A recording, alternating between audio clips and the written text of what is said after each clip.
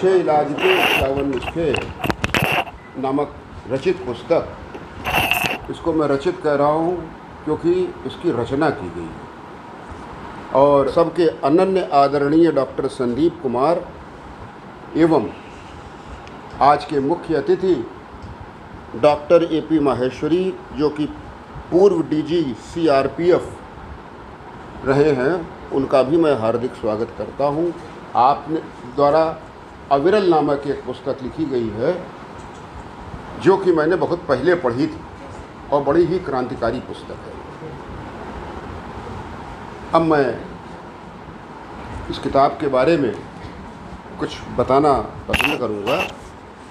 सर्वप्रथम आप लोगों को ये कहा जा सकता है कि इस आश्रम में जो कोई भी आएगा, सबसे पहले उसका स्वागत होगा, चाहे वो रोगी हो और चाहे वो निरोगी, चाहे वो स्वस्थ हो। और डॉक्टर साहब बिना किसी के बताए ब्लड प्रेशर कैसे कंट्रोल करें, डायबिटीज़ कैसे कंट्रोल करें, मोटापा कैसे कंट्रोल करें, ये बिना बताए आज मैं 35 साल से देख रहा हूँ कि डॉक्टर साहब जो है बताते रहते हैं लोगों को, हवा चलती है बताते रहते कि लाइफ स्टाइल डिजीज़ लोगों को ना होने पाए। तो अब मैं कुछ विषयों पर जो पुस्तक में लिखे हुए हैं उनके कुछ विषयों पर प्रकाश डालूंगा। सर्वप्रथम सवाल उठता है, अच्छा स्वास्थ्य क्या है? अच्छा स्वास्थ्य बनाए रखने के गुरु अनुशासन क्या है? इस संबंध में आपको पूरी पुस्तक में अच्छे स्वास्थ्य बनाए रखने के गुरु और अनुशासन मिलेंगे, जिसके अंदर संतुलित आहार किया जाए, अच्छे विचार रखे जाएं, पॉजिटिव थिंकिंग, अच्छा व्यवहार रखें, लोगों से सौहार्दता रखें और अच्छा आचरण हो, गलत आचरण ना हो, पदार्थों का दुरुपयोग, तंबाकू, गांजा, भांग, चरस, शराब, इनका प्रयोग अगर नहीं किया जाता है और आदमी अगर योग प्राणायाम अभ्यास करता रहता है तो उसका अच्छा स्वास्थ्य निर्मित होता है। और जब अच्छा स्वास्थ्य निर्मित होगा, सुदृढ़ स्वास्थ्य होगा, हमारी इम्यूनिटी स्ट्रांग होगी, तो कम से कम इन्फेक्शन या नहीं होंगे, इन्फेक्शन, रोग नहीं होगा। तो रोगों को दूर रखने की जो सबसे बढ़िया है कि ये सारे अच्छे आचरण करें। इसके लिए पुस्तक में, पूरी पुस्तक में हर अध्याय में किसी न किसी रूप में चर्चा की गई है। अगर अच्छा स्वास्थ्य होगा तो वृद्धावस्था भी अच्छी होगी। ये सोचे कि वृद्धावस्था 50 साल या 60 साल के आने के बाद हम अपनी वृद्धावस्था ठीक कर लेंगे, नहीं हो पाएगा। फिर तो लड़ना है स्वास्थ्य से। अब सवाल उठता है, रोग क्यों होता है? रोग का प्रिवेंशन कैसे करें और रोग का उपचार क्यों करें? तो रोग जो होता है वो हमारे दुराचरण से होता है, खराब भोजन करने से होता है, योगाभ्यास वगैरह न करने से होता है। और रोग उपचार करने के लिए इसलिए आवश्यकता है कि अगर रोग उपचार नहीं करेंगे तो रोग अपने में वो दुर्गम रोग भी बन सकता है, बड़ा रोग भी बन सकता है। तो अब स्वास्थ्य अच्छा रखना और रोगों से दूर रहना, ये एक हर व्यक्ति को मालूम होना चाहिए कि quality adjusted life years and disease adjusted life years. यदि आप रोग नहीं होने देंगे और क्वालिटी लाइफ जिएंगे, बहुत बढ़िया बात है। लेकिन उसके बाद भी कुछ रोग प्रारब्ध से हो जाते हैं, कुछ रोग अनुवंशिकी हो जाते हैं। तो उसके बाद भी अगर आपको रोग है, हो गया है कुछ, तो उसको रोग को काटने के लिए डेली यानी डिजीज़ एडजस्टेड लाइफ ईयर्स आपको जीना पड़ेगा। डॉक्टर जो दवा बता रहा है वो दवा कीजिए, और जो आहार बता रहा है वो आहार कीजिए, जो विचार बता रहा है, जिस तरह के विचार और व्यवहार, योग प्राणायाम, जो भी डॉक्टर बता रहा है उसको करिए। अध्याय 49 हमने लिखा है, हम लोगों ने लिखा है दीर्घायु कैसे बने। ये दीर्घायु रहने का कि क्वालिटी एडजस्टेड लाइफ ईयर्स अगर आप जिएंगे तो दीर्घायु होंगे, और रोग हो जाने पर अगर आप डिजीज एडजस्टेड लाइफ ईयर्स हम जिएंगे, है ना, तो भी दीर्घायु होंगे। तो इस प्रकार से संतुलित आहार, विचार, व्यवहार, थोड़ा बहुत शारीरिक अभ्यास, योग प्राणायाम और अध्ययन अध्यापन, या जो अध्ययन हमारे बंधु नहीं कर सकते हैं समाज में, इनको अध्ययन अध्यापन की ट्रेनिंग नहीं है, तो भी अगर क्रिएटिव काम कर रहे हैं कोई ना कोई, तो सृजनात्मक कार्य करने वाले को कभी भी रोग नहीं होता है। जो भी आदमी सृजनात्मक कार्य किसी तरह का कर रहा है उसको रोग होगा ही नहीं, क्योंकि उसके विचार गलत नहीं हो सकते हैं, व्यवहार उसका गलत नहीं हो सकता है। ये हमारा ऐसा मानना, और इस विचार को हमने पुस्तक में लिखा है। क्योंकि अमेरिका की डालास की यूनिवर्सिटी में हेलन नाम की एक महिला थी, 92 ईयर्स की एज में उन्होंने साइकोलॉजी में पीएचडी किया और प्रोफेसरी किया। एक फ्रेंच के डॉक्टर, क्या नाम, गिटार वादक थे, 90 साल की उम्र तक उन्होंने गिटार वादन की प्रस्तुतियाँ दी। हमारे बिरजू महाराज जी ने 88 साल तक कथक नृत्य की प्रस्तुति। व्यक्ति को भी रोग हो जाता है ना। अपने रोग का इलाज कराना ही रोगी का अधिकार है। अगर कोई ये कहता है कि साहब हमारे पास तो, हम तो कोई डॉक्टर ही नहीं जानते थे, हमारे पास तो पैसा नहीं है, नहीं, ये लेम लॉजिक है।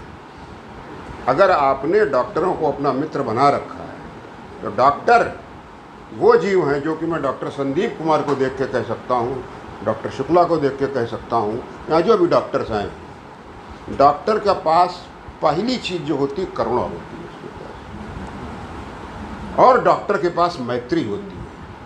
हमारे डॉक्टर संदीप कुमार, इनसे मैं करीब पिछले 40 वर्षों से जुड़ा हूँ, स्टूडेंट लाइफ से, और ये इनके अंदर करुणा और मैत्री से ये भरपूर है। मतलब कि आदमी इनसे अपने वजह से इनसे भिनक जाए, लेकिन ये नहीं भिनकते, ये उसको मना देंगे। तो रोगी का अधिकार है कि अगर उसके पास धन कम भी है, धन नहीं भी है, तब भी डॉक्टर के पास जाओगे, डॉक्टर इलाज करेगा, क्योंकि रोगी का अधिकार है।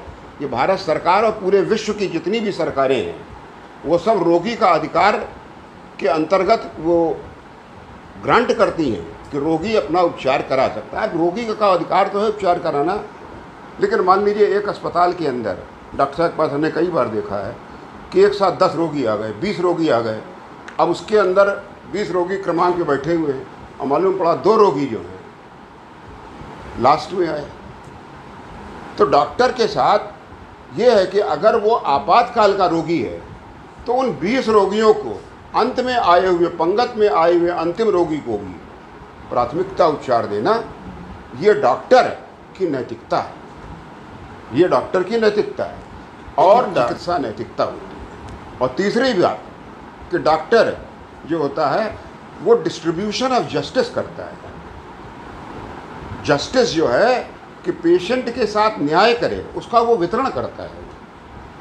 यानी जो आपातकाल में आया हुआ पेशेंट है उसको पहले देखेगा, जिसकी जान जा रही है, जिसका कोई बहुत बड़ा नुकसान हो सकता है। तो इस प्रकार के संसार में जो है 3 प्रकार की डिजीजेज हैं, ट्रिपल बर्डन है। वो ट्रिपल बर्डन है कम्युनिकेबल डिजीज, संचारी रोग, नॉन कम्युनिकेबल डिजीज, गैर संचारी रोग, और एक्सीडेंट्स। सारा का सारा विश्व का युवा, जो हमारी युवा पीढ़ी जो बर्बाद हो रही है, वो इन्हीं 3 डिजीज़ से बर्बाद हो रही है।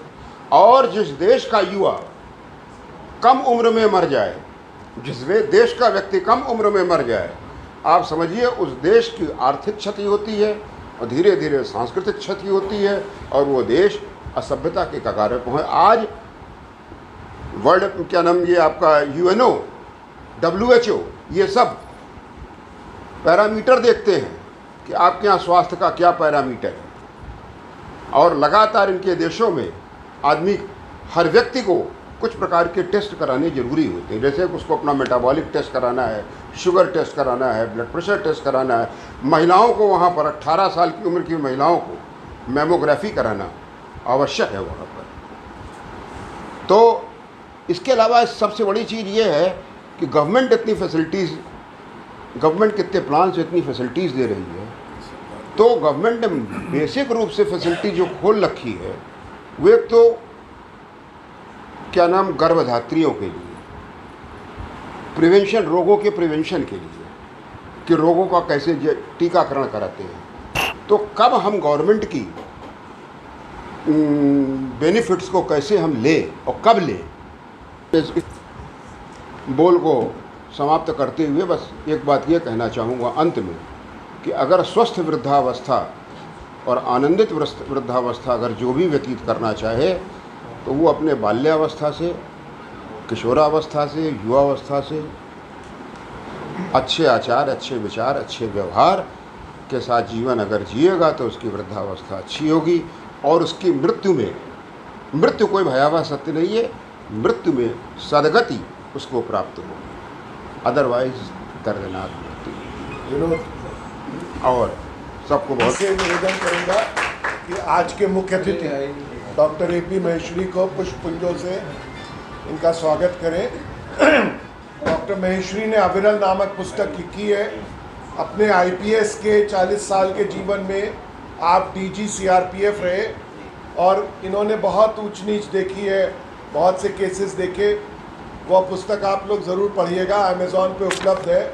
और मेरी पत्नी डॉक्टर रश्मि कुमार से मैं निवेदन करूंगा कि डॉक्टर AP महेश्वरी जी का स्वागत करें।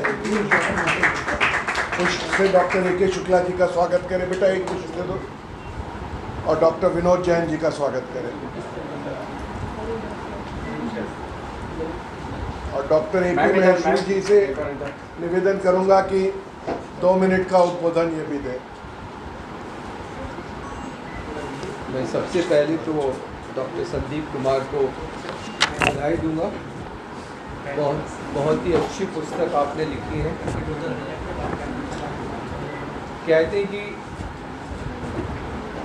सभी तरह की मशीन का एक मैनुअल आता है, लेकिन ह्यूमन मशीन का कोई मैनुअल नहीं होता। और हम जैसे जैसे बढ़ते हैं कई तरह की बीमारियां होती हैं और हमारा जो परिवेश है वो बहुत महत्वपूर्ण है। और अब तो जब क्लाइमेट चेंज हो रहा है और 5 तत्व जिस तरह से गड़बड़ा रहे हैं, तो डॉक्टर साहब ने लिखा है कि हम इस पूरी किताब में मैंने ध्यान से देखा कि इन्होंने he has stepped into the shoes of the patient, कि पेशेंट पे जब कोई भी आपदा आती है, वो बीमारी से ग्रसित होता है, वो कैसा महसूस करता है और उसको महसूस करके जो रियल एम्पैथी है, तब इन्होंने समझाया पूरे किताब में कि कौन कौन से आभास होते हैं, कौन कौन से ऊंच नीच होती है, तो क्या करना है, किसको आप निरोधात्मक रूप से बच सकते हैं।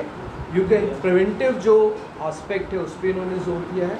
और अगर क्योर करवाना है तो जितनी विधाएं हैं, जो हम लोग अमूमन कंफ्यूज हो जाते हैं कि यूनानी भी है, प्राकृतिक चिकित्सा भी है, आयुर्वेद भी है, एलोपैथ भी है, सबका एक सामंजस्य, बिकॉज हर विधा के पीछे कोई ना कोई सोच है। तो कैसे हम उन विधाओं को लेकर के अपने जीवन को गुणवत्ता उत्तम बना सकते हैं। साथ ही में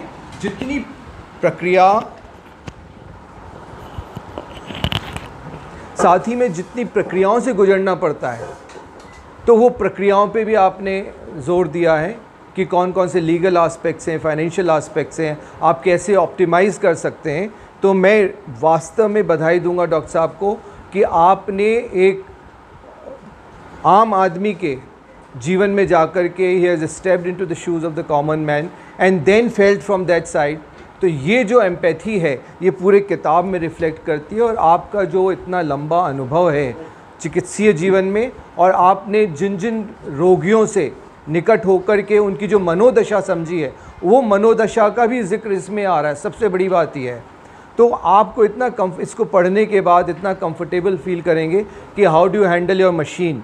आपको लगने लगेगा कि हाँ, मैं मेरा बेटर मैनेजर हो गया हूँ, बिकॉज़ आप अपने शरीर को आप ही बेस्ट मैनेजर हैं। और अगर आपको मालूम पड़ जाए कि जो उतार चढ़ाव हो रहा है उसमें मैं कहाँ पर हूँ, किसको मैं बचा सकता हूँ, और अगर नहीं बचा सकता तो इलाज के लिए मेरे पास कौन सा अच्छा विकल्प है, तो जो घबराहट में आदमी एक पैनिकी हो जाता है, वो चीज़ इसमें कम हुई है।